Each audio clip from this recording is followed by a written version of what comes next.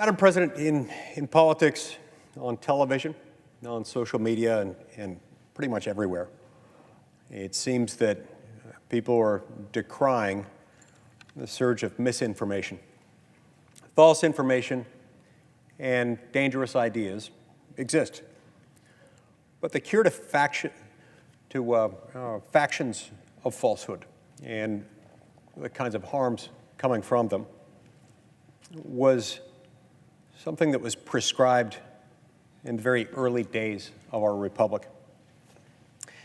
James Madison wrote in Federalist Number 10 of the value that our large union would always possess in defeating self-interested and dangerous ideas and philosophies, and specifically factions. The answer is simple. Our free society, with the free exchange of ideas, allows for a multiplicity of viewpoints, perspectives, and opinions to be heard. And then the true, correct, and useful ideas tend to rise to the top. Madison wrote, quote, "The increased variety of parties comprised within the Union increase security," close quote. At this point, I would add, the definition of parties here is best understood to encompass information, ideas, and opinions, all things that tend to unify people around one faction or another, one party or another, one group of people or another. But oh, how many have lost their way since then? Be it through mandates, censorship, cancel culture, or something else, it seems that this dialogue of ideas and information is being rejected by many segments of our society. What a shame that is. It's an even greater shame that often this is the result of government action. Yesterday, I came to the Senate floor with one of my dozen bills to try to counteract President Biden's vaccine mandate. This bill that I offered up yesterday required only that the Secretary of Health and Human Services provide the information the department already has on adverse COVID-19 vaccine effects to the public. We've already got this information, and we just wanted them to share it with the public, with the American taxpayer, those who have been footing the bill all along. Regrettably, the senior senator from Washington objected to the bill and described it as a waste of time, one that would somehow undermine trust. Now, my response to that is simple. Why would we ever want the federal government hiding health information from Americans? If we want to build confidence in these vaccines, and we do, I certainly do, then the federal government must get out of its own way and build trust and confidence with concerned Americans by sharing information. Now, allow me to be abundantly clear. I'm very much against the vaccine mandate, but I'm for the vaccine. I've been vaccinated. I've encouraged others, including my family, to be vaccinated, and they've done so. I believe these vaccines are miracles that are helping many millions of Americans to avoid the harms of COVID-19.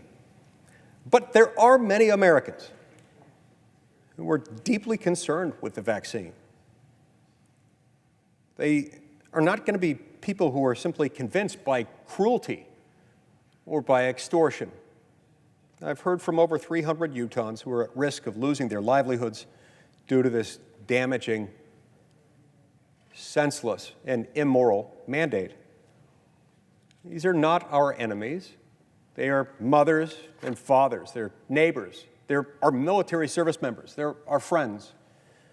They deserve more respect than being fired, brushed aside, and permanently relegated to unemployable outcast status, which is the inevitable consequence of this mandate. This is where it naturally leads. Now, many of these people would appreciate more information from the COVID research that their taxpayer dollars are already paying for.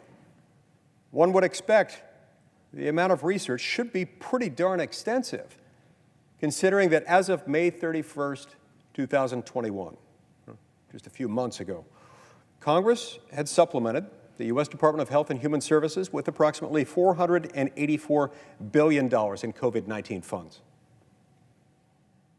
That's a lot of money. That's almost $500 billion. Keep in mind that $1 trillion represents, last I checked, roughly $3,000 for every man, woman, and child in America. Not every taxpayer, not every worker, but every man, woman, and child in America. Oh, if this is roughly $500 billion, then we're talking somewhere in the neighborhood of $1,500 for every man, woman, or child in America. This is their money. These are their funds. This money that they worked really hard to produce. And so it should be their information that they have access to. But lamentably, as recent news has shown, the National Institutes of Health often feels the need to hide information about its activities from the public. So today, I've come to the Senate floor for now the 10th time on the vaccine mandate with a solution that should be entirely non-controversial. My bill, the Transparency in COVID-19 Research Act, would simply require that the Secretary of Health and Human Services publish all the studies and findings that the department has supported regarding COVID-19. The bill provides for the privacy of researchers and study participants. The bill would better inform Americans about the COVID-19 vaccines. The American people deserve to have this information. After all, they've paid for it. And after all, they're now routinely being subjected to it, whether they want it or not. Again, this whole exercise should be about building trust and confidence in the COVID-19 vaccine. That is, after all, what we want. You're never going to get that through threats, intimidation, extortion. In any event, that's immoral action. That's not something that we can justify. That's not a way to treat our friends, our neighbors, our service members. I'm grateful to my colleagues, Senators Braun, Lummis, and Tuberville, who agree and have joined me as co-sponsors of the bill. Look, if we want the American people to be comfortable with the COVID-19 vaccines, we should be more than comfortable providing the research that led to their development and their approval. If we want Americans to trust their government, we should be clear that it does not hide important health and research information from them. If we want our republic to function properly, just like James Madison hoped for, then we need to have an open dialogue with all the information. The bill would be a positive step toward each of these ends, and I encourage my colleagues to support it. And so, Madam President, as if in legislative session, I ask unanimous consent that the Committee on Health, Education, Labor, and Pensions be discharged from further consideration of S-2844, and that the Senate proceed to its immediate consideration.